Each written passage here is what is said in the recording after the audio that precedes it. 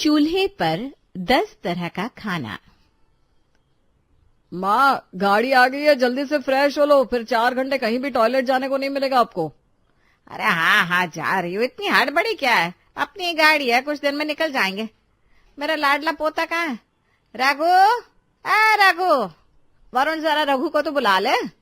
अपनी सास की आवाज सुनकर श्वेता फोन पर बात करना छोड़कर अपनी सास के पास आती है। वो तो अपने कमरे में गेम्स खेल रहा है मम्मी जी। अभी आप बार बार आवाज देके डिस्टर्ब करेंगे तो वो नाराज हो जाएगा। मम्मी जी सामान तो तैयार है ना? वरुण तुम सामान लेकर नीचे क्यों नहीं उतर रहे हो? आप उतरो, मैं मम्मी जी को लेकर आती हूँ। हद हो गई, ये तो लग रहा है तुम मुझे धक्का मार रही है। कितनी बार कहा है बहू, अपनी गाड़ी है, किराए की नहीं, तो तुम दोनों हड़बड़ा क्यों रहे हो? मैं अपने बच्चों से मिलकर ही जाऊंगी और 1-2 को तो साथ भी लेकर जाऊंगी। अरे वो भी तो देखे गांव का नजारा। रघु, पारुल बेटा नीचे तो आओ। गोमती बहू, नकुल। रेणु की आवाज से गोमती की नींद टूटती है और वो झुंझलाते हुए सीढ़ियों से नीचे आती है। आपको पता है ना, नींद की गोलियां लेकर सोती हूँ मैं, क्यों हॉल में भचर भचर कर रही है? मेरी आवाज तुझे भचर भचर लग रही है बहू? यहाँ मैं गांव जा रही हूँ पूरे 1 हफ्ते के लिए, पर मुझे विदा करने के लिए तुझसे आया नहीं जा रहा। मेरा नकुल कहाँ है? इस वक्त वे कॉलेज में होते मम्मी जी, और कहाँ होंगे? और आप सिर्फ 1 हफ्ते के लिए जा रही हैं, और वो भी अपने मायके। और ऐसा तो है नहीं कि जनरल गाड़ी में बिना टिकट के बिठा देगा वरुण आपको। अपनी गाड़ी, अपना ड्राइवर, और फिर किस बात की टेंशन। चलिए, have a happy and safe journey, मैं सोने जा रही हूँ। लगता है तेरी नींद अभी तक टूटी नहीं है।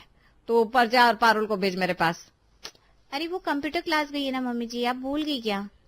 ऐसा क्या काम रहता है तुम सबको समझ में नहीं आता? 2 मिनट फ्री नहीं मिलता यहाँ कोई। सारे बिरला टाटा मेरे घर पर ही जमा हो गया लगता है। तू रहने दे, मैं जा रही हूँ, दुकान में इनसे मिलती हुई चली जाऊंगी। रेणु गाड़ी बैठकर सबसे पहले अपने दुकान के सामने रुकती है। अरे सामने दुकान है, तुझे दिख नहीं रही है क्या बेटा? या तुझे भी मुझे गांव फेंकने की जल्दी है? ये आप क्या बोल रही है माँ जी? मैं आपको गांव छोड़ने जा रहा हूँ, फेंकने थोड़ी ना। तो इतनी हड़बड़ी क्या है? ऐसा लग रहा है कि सबके सर पर चढ़ गई हूं मैं, जो सब मुझे उतारने पर लग पड़ा है। एक बात कहूँ माँ जी, मुझे लग रहा है आपके पीछे से आपके जन्मदिन की तैयारी करने वाले हैं सभी, इसीलिए सब आपको भेजने की जल्दबाजी कर रहे हैं। 1 हफ्ते बाद आपका जन्मदिन आने वाला है ना। अरे हाँ, मेरा जन्मदिन आने वाला है। मैं बेकार में ही बच्चों से नाराज होने लगी। अपने पर्स से 100 रुपये निकालकर रेणु ड्राइवर के हाथ में मुस्कुराते हुए रख देती है और फिर दुकान में अपने पति से मिलने जाती है। इतनी जल्दी गांव से वापस आ गई आप? कोई बात हो गई क्या? बात करूँ क्या मैं साले साहब से? मेरे मायके वाले बदलने वालों में से नहीं है जी।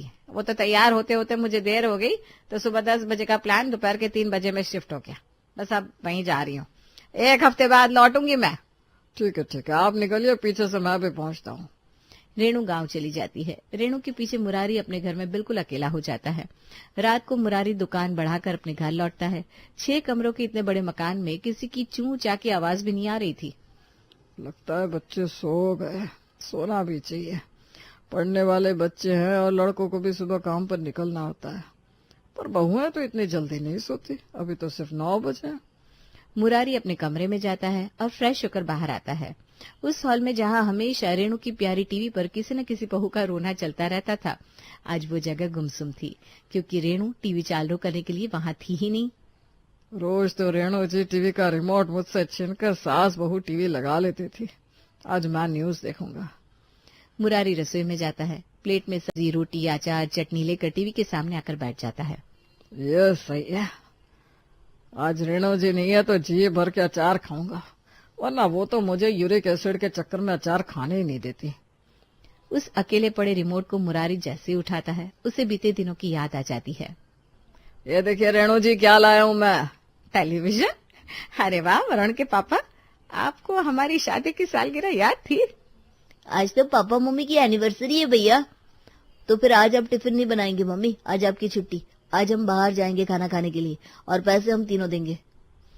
पर मैं कहाँ से पैसे दूंगी भैया? मैंने तो अपनी सारी पॉकेट मनी पिकनिक में खर्च कर दी है। अरे बाबा, टेलीविजन लेकर आया हूँ, उसे चालू तो करने दो, तुम सब खुद ही चालू हो गए।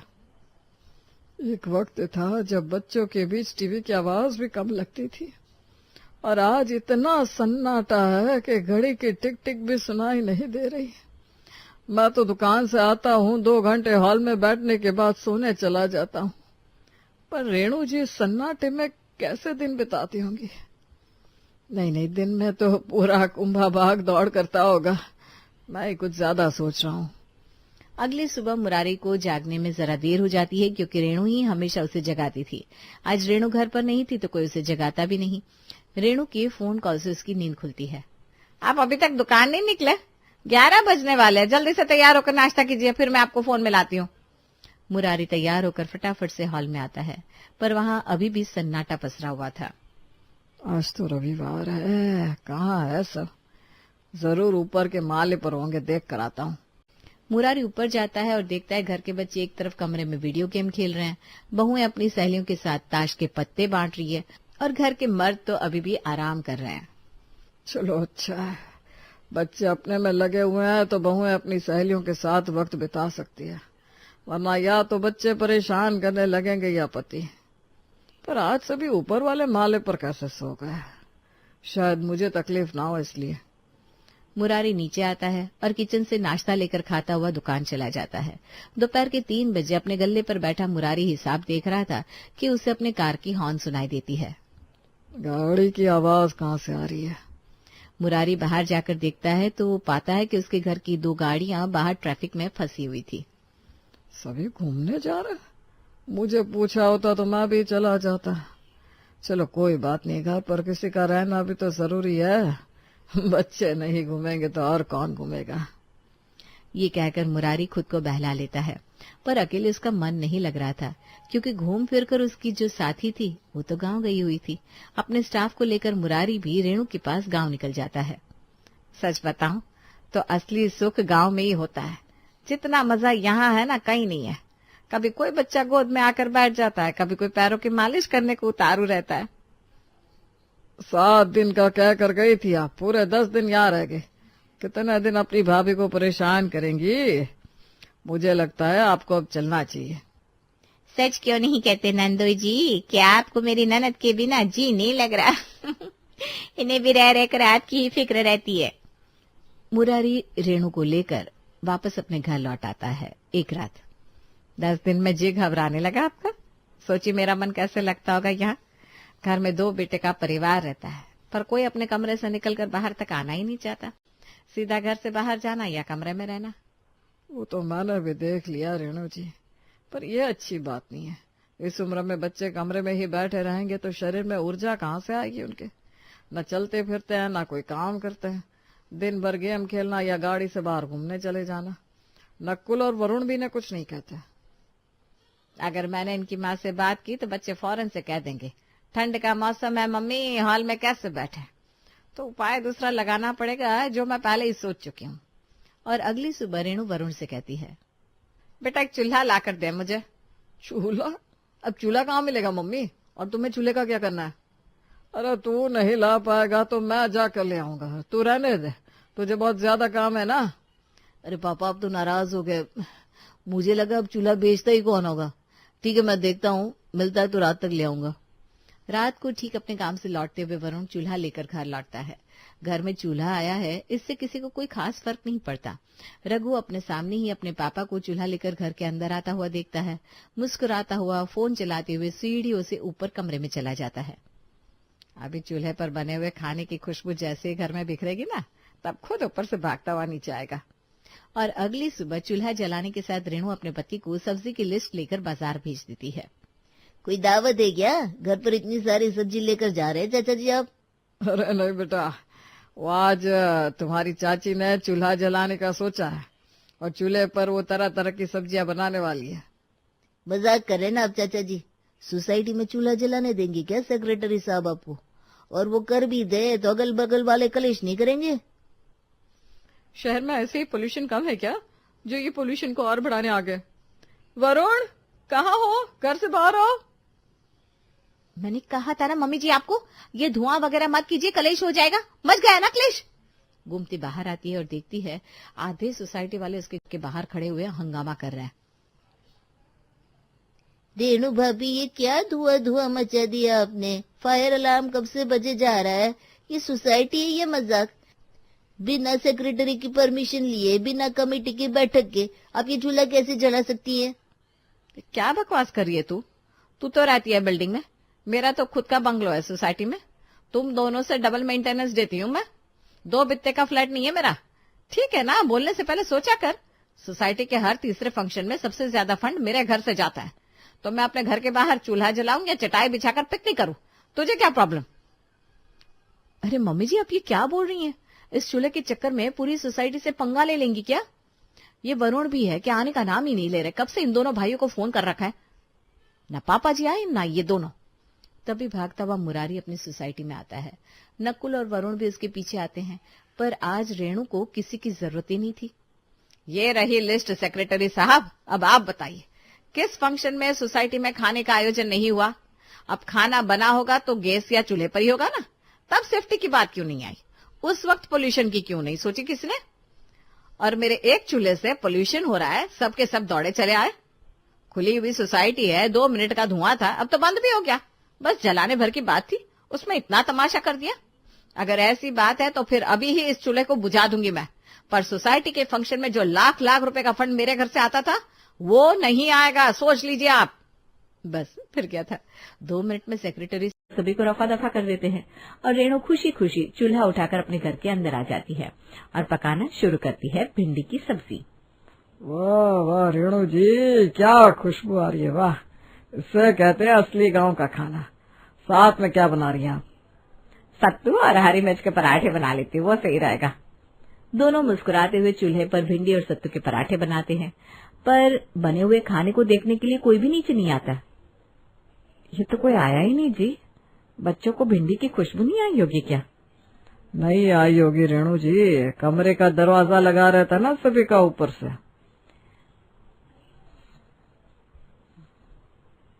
पारुल को भिंडी पसंद नहीं है। आपको अपने हिसाब से नहीं, बच्चों के हिसाब से कुछ बनाना चाहिए था। एक काम करता हूँ, आज मैं दुकान नहीं जाता और आपकी मदद करता हूँ। बस फिर क्या था, मुरारी और रेणु मिलकर पूरे परिवार के लिए स्वादिष्ट स्वादिष्ट व्यंजन बनाने में लग जाते हैं। तभी नीचे अपने कमरे से वरुण बाहर आता है और फाइल संभालते हुए दरवाजे से सीधा बाहर निकल जाता है। हॉल में चूल्हा जल रहा है, आप खाना पका रही है, पर आपके बेटे से 1 मिनट रुका नहीं गया। आप शायद भूल गए हैं, ये उसके ऑफिस का वक्त है। ऑफिस छोड़कर आया था ना बेटा, इस चूल्हे के कारण हुए कलेश को सुलझाने के लिए। अब काम नहीं करेगा तो कैसे चलेगा, आप ही बताइए। वैसे भी आप चाहते थे कि आप बच्चे बिजनेस ना करके अपना कोई काम करे, तो कर रहे। तभी सीढ़ियों से नकुल नीचे आता है। अरे नकुल बेटा बैठ, मैं चाय बना देती हूँ। चूल्हे पर बनी चाय का मजा ही कुछ और होता है। मेरा लेक्चर है मम्मी, आज कॉलेज छोड़कर आया हूँ मैं। अब लास्ट के 2 पीरियड मुझे लेने, मुझे निकलना होगा मम्मी, तुम ख्याल रखना। बेटों का तो आपने देख लिया, अब पोते पोतियों का भी देख लीजिए। कुछ देर बाद स्कूल यूनिफॉर्म में अपनी स्कूटी लिए रघु घर लौटता है। ये क्लास 12 में स्कूल जाना ना मम्मा मुझे समझ में नहीं आता। दादी आप ही बताओ, ये कोई उम्र है क्या मेरी बैग टांग कर स्कूल जाने की? तो क्या चाहता है, 11वीं 12वीं भी तुझे कॉलेज से करवा दे, ताकि अभी से ही तुझे कैंटीन में बैठे रहने की आदत हो जाए, पारुल की तरह। वैसे तेरी दादी पनीर चिल्ली बना रही है बेटा, तुझे पसंद है ना? आ बैठ जा खाने। स्कूल से लौटते वक्त ही मैंने पनीर चिल्ली खाई थी दादू। ओके अब मैं चलता हूँ, और मुझे नींद आ रही है। हाँ बेटा थक गया होगा, नींद पूरी कर ले, फिर नीचे आना। हाँ आज हम क्या करेंगे अंग्रेजी में, बानफायर। रघु की बात पारुल घर लौटती है। वो भी अपने भाई की तरह अपने कमरे में जाकर अपने काम में बिजी हो जाती है, सहेलियों से गप्पे लगाने में। काफी अच्छी ताप आ रही है चूल्हे से वैसे, और कोयला डालना पड़ेगा। लगभग चूल्हा बुझने को आ गया आपका, और अभी तक तो आपके बच्चे आए भी नहीं। आइए आइए, गांव में अक्सर लोग रात को अंगीठी या चूल्हे के पास बैठते थे। वैसे भी 2 दिन से ज्यादा ठंड नहीं पड़ रही है। अब बच्चे होमवर्क कर रहे होंगे, बहुएं जरा शॉपिंग पर गई है। कुछ देर बाद नकुल और वरुण वापस लौटेंगे ना, तो देखिएगा कैसे आते ही सबसे पहले चूल्हे के पास बैठ जाते हैं। पूरी सब्जी, छोले भटूरे, पाव भाजी, पनीर की सब्जी, चावल, तड़का, क्या कुछ नहीं बना लिया आपने। 2-4 चीजें और बना लीजिए तो पूरे 10 के व्यंजन हो जाएंगे। शायद तब आपके बच्चों को आपके बनाए हुए खाने की खुशबू आ जाए, जिसे सुनकर खींचे हुए वो चूल्हे तक आ जाए, वरना ये चूल्हा जलाना बेकार हो जाएगा। रेणु की उम्मीद ना टूटे इसलिए मुरारी चूल्हे में कोयला डालता है और उसे सुलगाए रखता है, मानो चूल्हा नहीं रेणु की उम्मीद हो। शाम के 6 बजे श्वेता और गोमती वापस घर लौटते हैं। रात को कुछ प्लान मत करना बहू, मैंने सबके लिए खाना तैयार कर लिया है। तुम्हें अपनी सहेलियों को बुलाना है तो तुम बुला लो उन्हें भी। उन्हीं से मिलकर आ रहे हैं मम्मी जी, उन्हें क्यों बुलाएंगे? दे टू हैव फैमिली। और वैसे भी मैंने तो बाहर खा लिया था। मुझे लगा इतना खाना आप गरीबों में बंटवाने के लिए बनवा रही है। मैं तो इसमें से कुछ भी नहीं खा पाऊंगी। भाभी ने कुछ खास नहीं खाया था, वो खा ले शायद। मैं वो चूल्हे पर बनाया ना खाना मम्मी जी, पता नहीं कैसे कैसे डस्ट पार्टिकल्स गए होंगे। सॉरी बट मैं ये खाना नहीं खा पाऊंगी। मैं खुद के लिए मैगी बना लूंगी, डोंट वरी। श्वेता और गोमती अपने अपने कमरों में चले जाते हैं। फिर घर आते हैं नकुल और वरुण। सुबह गया तब भी तुम कुछ बना रही थी मम्मी, और अभी भी चूल्हे के पास बैठी हुई हो। क्या प्लान है? आज तो बाहर से खुशबू आ रही थी, कोई दावत रखी है क्या? देख लिया जी, मैं ना कहती थी। हाँ बेटा जल्दी से प्लेट लेकर आ, 10 तरह के व्यंजन बनाए मैंने तुम लोगों के लिए। ऐसी बात थी तो दोपहर में मुझे एक आध डिश टिफिन में दे दी थी मम्मी। खैर मैं भी प्लेट लेकर आता हूँ, बहुत जोरों की भूख लगी है मुझे। दोनों भाई रसोई से प्लेट लेकर आते हैं और अपनी माँ के बनाए हुए भोजन को अपने प्लेट में अच्छी तरह से भर लेते हैं। अपना अपना प्लेट लेकर अपने कमरों में रवाना हो जाते हैं। धीरे धीरे चूल्हे की आग कम हो जाती है। अब और कोयला डालने की जरूरत नहीं है जी। मैं शायद समझ नहीं पाई थी, जिसे हमारे पास आना होगा वो बिना चूल्हे के भी आ जाएगा, और जैसे नहीं आना उसके लिए यहाँ मैं ज्वालामुखी भी फोड़ दूं ना तब भी नहीं आएंगे। बात चूल्हे की नहीं मन की है। काफी रात हो गई है, हमें सोना चाहिए।